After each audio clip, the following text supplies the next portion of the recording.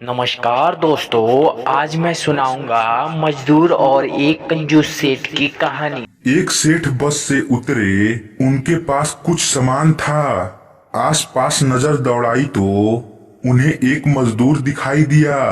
सेठ ने आवाज देकर उसे बुलाकर कहा, अमुक स्थान पर इस सामान को ले जाने की कितने पैसे लोगे?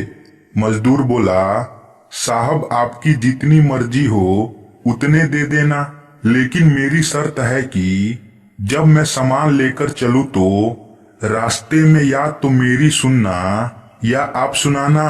सेठ ने डांट कर उसे भगा दिया और किसी अन्य मजदूर को देखने लगे। लेकिन आज वैसे ही हुआ जैसे राम वन गमन के समय गंगा के किनारे केवल केवट की नाव थी। मजबूरी में सेठ ने उसी मजदूर को बुलाया। मजदूर दौड़कर आया और बोला, मेरी शर्त आपको मंजूर है। सेठ ने स्वार्थ के कारण हाँ कर दिया। सेठ का मकान लगभग 500 मीटर की दूरी पर था। मजदूर सामान उठाकर सेठ के साथ चल दिया और बोला, सेठ जी आप कुछ सुनाओगे या मैं सुनाऊं? सेठ ने कह दिया कि तू ही सुना। मजदूर ने खुश होकर कहा, जो कुछ मैं बोलूं उसे ध्यान से सुनना। ये कहते हुए मजदूर पूरे रास्ते बोलता गया और दोनों मकान तक पहुंच गए। मजदूर ने बरामदे में सामान रख दिया। सेठ ने जो पैसे दिए ले लिए और सेठ से बोला, सेठ जी मेरी बात आपने ध्यान से सुनी या नहीं? सेठ ने कहा, मैंने तेरी बात नहीं सुनी, मुझे तो अपना काम निकालना था। मजदूर बोला, सेठ जी आपने जीवन की बहुत बड़ी गलती कर दी। कल ठीक 7 बजे आपकी मौत होने वाली है। सेठ को गुस्सा आ गया और बोला, तेरी बकवास बहुत सुन ली जा रही है, या तेरी पिटाई करूं?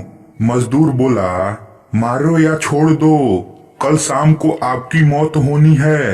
अभी मेरी बात ध्यान से सुन लो। अब सेठ जी थोड़े गंभीर हो गए और बोले, सभी को मरना है। अगर मेरी मौत कल शाम होनी है तो होगी, इसमें मैं क्या कर सकता हूँ? मजदूर बोला, तभी तो कह रहा हूँ कि अब भी मेरी बात ध्यान से सुन लो। सेठ बोला, सुना, ध्यान देकर सुनूंगा। मरने के बाद आप ऊपर जाओगे तो आपसे पूछा जाएगा कि हे मनुष्य, पहले पाप का फल भोगेगा या पुण्य का? क्योंकि मनुष्य अपने जीवन में पाप और पुण्य दोनों ही करता है। तो आप कह देना कि पाप का फल भुगतने को तैयार हूँ, लेकिन पुण्य का फल आंखों से देखना चाहता हूँ। इतना कहकर मजदूर चला गया। दूसरे दिन ठीक 7 बजे सेठ जी की मौत हो गई। सेठ ऊपर पहुंचा तो यमराज ने मजदूर द्वारा बताया गया प्रश्न कर दिया कि पहले पाप का फल भोगना चाहते हो या पुण्य का? सेठ ने कहा, पाप का फल भुगतने को तैयार हूँ, लेकिन जो भी जीवन में मैंने पुण्य किया हो उसका फल आंखों से देखना चाहता हूँ। यमराज बोले, हमारे यहाँ ऐसी कोई व्यवस्था नहीं है, यहाँ तो दोनों के फल भुगताए जाते हैं। सेठ ने कहा कि फिर मुझसे पूछा क्यों?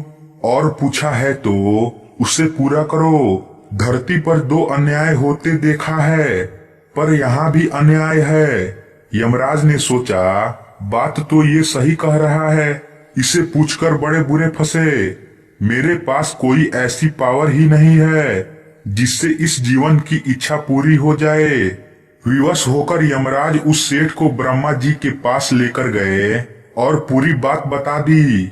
ब्रह्मा जी ने अपनी पोथी निकालकर सारे पन्ने पलट डाले, लेकिन उनको कानून की कोई ऐसी धारा या अवधारणा नहीं मिली जिससे जीव की इच्छा पूरी हो सके। ब्रह्मा जी भी विवश होकर यमराज और सेठ को साथ लेकर भगवान के पास पहुँचे और समस्याएं बताई। भगवान ने यमराज और ब्रह्मा से कहा, जाइए अपना अपना काम देखिए। दोनों चले गए। भगवान ने सेठ से कहा, अब बोलो तुम क्या कहना चाहते हो? सेठ जी बोले, अजी साहब मैं तो शुरू से ही एक बात कह रहा हूँ कि पाप का फल भुगतने को तैयार हूँ, लेकिन पुण्य का फल आंखों से देखना चाहता हूँ। भगवान बोले, धन्य है ओ सतगुरु, जो तेरे अंतिम समय में भी तेरा कल्याण कर गया। अरे मूर्ख, उसके बताए उपाय के कारण तू मेरे सामने खड़ा है। अपनी आंखों से इससे और बड़ा पुण्य का फल क्या देखना चाहता है? मेरे दर्शन से तेरे सभी पाप भस्मभूत हो गए हैं। तो दोस्तों, आशा करता हूँ यह कहानी आपको अच्छी लगी होगी, तो इसे लाइक करें और हमारे चैनल को सब्सक्राइब करें। धन्यवाद।